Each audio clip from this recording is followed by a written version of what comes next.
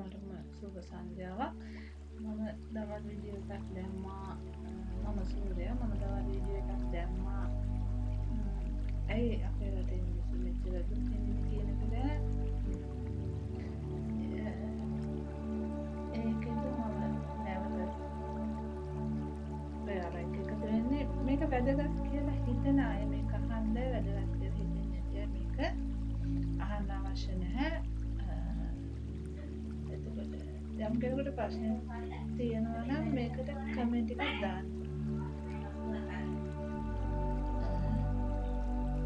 මම කියන්නේ මෙහෙමයි. දැන් අපේ ගෙදර ගත්තාම මම වීඩියෝ එකේ කියලා දෙනවා අපිට අපේ ගෙදර දුර ගමනක් ගිහලා අපේ ගෙදරට දෙද්දි අපේ ගේ තියෙන ටවුන් එකට ආවත් අපිට මාර සැනසීමක් දැනෙනවා. ඒකවල අපේ හිතලා බලන්න අපිට වැස්සෙන් ආරක්ෂා කරන අවුවෙන් රකින්න අපේ ජීවිතයේ ඇත්තටම සුවදායි තැන අපේ ගෙදර අපේ නිවහන. එතකොට නිවහන දිව්‍ය ලෝකේ අපේ දිව්‍ය ලෝකේ අපේ ගෙදර නෙවෙයි. ඒතකොට හිතලා බලන්න අපි අපේ ගෙදරට සලකනවා හරියද? පොඩ්ඩක් කල්පනා කරලා බලන්න අපේ ගෙදරට සලකනවා හරියද කියලා. මොකද මම හුඟක් ගෙවල් මම මේක ගෙවල් වලට ගිහිල්ලා මම මේක කරනවා. ඇත්තටම මම ප්‍රසිද්ධ කෙනෙක් නෙමෙයි. නමුත් මම සමහර ගෙවල් වලට ගිහිල්ලා ඒගොල්ලෝ මට අද ගහපුවාම මම යාලා ගෙවල් වලට ගිහිල්ලා ඒ ගෙවල් චෙක් කරලා මේ විදිහට කරන්නේ. මොකද සමහර මිනිස්සු ආර්ථික කඩාගෙන යනවා. සමහර මිනිස්සුගේ බිස්නස් වලින් කඩාගෙන යනවා. එතකොට එහෙම වුණාම ඒ මනුස්සයා මාත් එක්ක මම යාලා ගෙවල් වලට ගිහිල්ලා ඒ බිස්නස් එකට ගිහිල්ලා බලපුවාම මොකද ඒක කියලා මම දැක්කම මට ගොඩාක් හිතෙනවා. ඒකට බලන් ටිකක් කල්පනා කරලා ඔයාලා ගෙවල් වලට සලකනවා හරියද? මම අතනදී කියලා දෙනවා අපිට දෙන දේ තමයි අපිට ලැබෙන්නේ කියලා. ඒක හිතලා බලන්න අපි ඉන්න ගෙදරට සලකනවා හරියද? ගියා සතියකට සැරයක් නඩත්තු කරනවාද? ගියක් විදිහට විතරක්ම අපි තියනවද? ඇත්තටම මම මගේ හිතේ පැන නැගෙන දේ තමයි මේ වීඩියෝ කියන්නේ. කියද්දවල තේරුම් ගන්න මම මොකද්ද කියන්නේ කියලා. අපි අපේ ගෙදරට කොතරම් සැලකිය යුතුද? අපේ ධනය ආරක්ෂා කරන, අපේ ජීවිතය ආරක්ෂා කරන, අපේ පවුල ආරක්ෂා කරන, අපේ සියලුම දේ ආරක්ෂා කරන මේ ගෙදරට අපි සලකනවා හරියද? ඔතන තමයි තියෙන ලොකුම ප්‍රශ්නේ. අපේ ගෙවල් වල අපි මිනිස්සු හරිය කාර්යබහුල. අපේ ගෙවන්සට කිව්වහම සමහර ගෙවල් වල සමහර ලේඩිස්ලා කියන වචනයක් තමයි අපිට ඇත්තට ගේස් කරගන්න වෙලාවක් නැහැ. හැබැයි ටීවී එකේ ඩ්‍රාමා එක බලන්න වෙලාව තියෙනවා, ෆෝන් එකේ ඉන්න වෙලාව තියෙනවා. එතකොට සාමාන්‍ය වැඩ කරන කෙනෙකුට පැයට වැඩ කරන්න වෙලා තියෙනවා, බස් එකට ගන්න. හැබැයි අපි හිතුවොත් මම අනේ මගේ ගෙදරට සලකන්න මගේ ගෙදර අස්කරන්න මගේ ගෙදර මට ජීවය විමානයක් මේ විමානේ තමයි මම ජීවත් වෙන්නේ මේක අවසාගත කරගන්න හොඳ නැහැ කියලා එක සිතවිල්ලක් හිතුවොත් අනිවාර්යෙන් ඒකට කාලය හැදෙන බව මම ගැරන්ට් කරලා කියනවා. ඔයාලා හිතන්න විතරයි ඕන එකයි මම කියන්නේ මගේ YouTube එකේ සිතවිල්ලක බලය කියලා. පටන් ගන්න ඔයාලා එන්න ඔය ජීවය විමානේ පිළිසිදුවට පිළිවෙල දුවිලි පොදක් නැතුව කියන්නේ. එතකොට අනික තමයි අපේ හුඟක් අය බෞද්ධ. අපි හුඟක් ශ්‍රී ලංකාවේ මිනිස්සු බෞද්ධ රටක් අපි බෞද්ධ. එතකොට අපේ ගෞතම බුදුරජාණන් වහන්සේ වැඩ ඉන්නවා අපේ නිවසේ. මොකද අපි ආගමික වතාවක් කරන්න පුරුදු වෙලා ඉන්න අපේ නිවසේ. එතකොට අපේ ලෞතර බුදුරජාණන් වහන්සේගේ රශ්මි ධාරා කොච්චරද කියලා අපි හැමතැනම ජීවමාන බුදු. එතකොට ජීවමාන බුදුන් වැඩ ඉන්න ස්ථානය අපේ ගෙදර.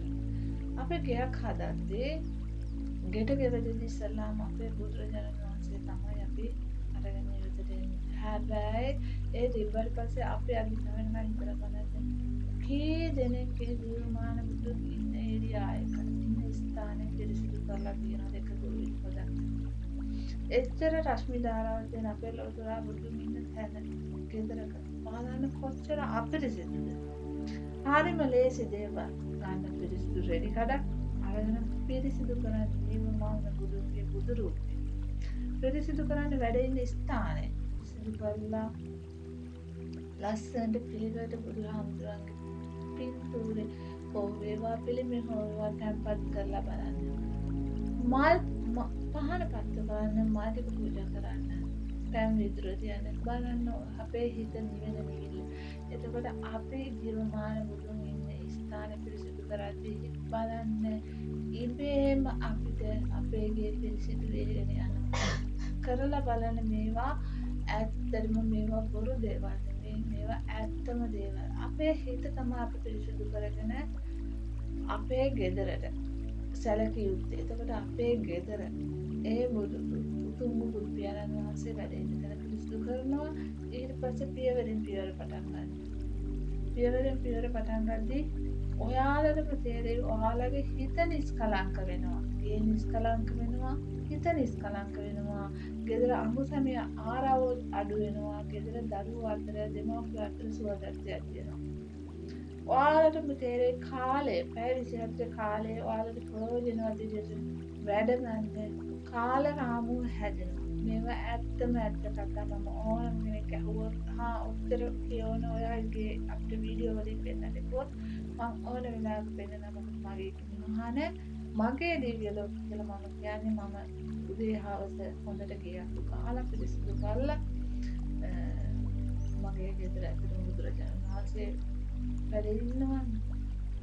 දෙවියන් වහන්සේ වැඩ ඉන්නවා. ඒතකොට ඒ ඒරියා ලස්සන පිළිසිදු පිළිවෙල නැත්තේ මගේ ගෙදර මට අදතා වෙනකම්වත් ජීවිතේ වැරදිලා නැහැ. වර්ධින්න දෙන්නේ නැහැ. මම දන්න උතුම් විශ්වයේ මාත් එක්ක ඉන්නවා කියලා. මොකද මම මගේ ගෙදර සලකන විදිහට මගේ ගෙදර මට වෙන්නේ ඉඩ තියන්නේ නැහැ. ඔයාලා මාත් එක්ක එකඟ වෙනවා නම් ආදම මේ මොහොතේම තමයි අපි ජීවත් වෙන්න ඕනේ. කිසි වෙලාවක කියලා නැහැ. හෙට දවසක් ගැන ඊගා තත්පරයක් ගැන මම දන්නේ නැහැ. මේ මොහොතේ පටන් ගන්න ඔයාගේ ගෙට සලකන්න පටන් ගන්න. ගෙයින් ආරම්භ කරන්න. ධනය උත්පාදනය වෙන පියවරෙන් පියවරට යන්න. මම පියවරෙන් පියවරට යන්න මොකද මම ගන්නෙ කොහේවත් දැක්ක දැනුමක් නෙමෙයි පුරවකාර.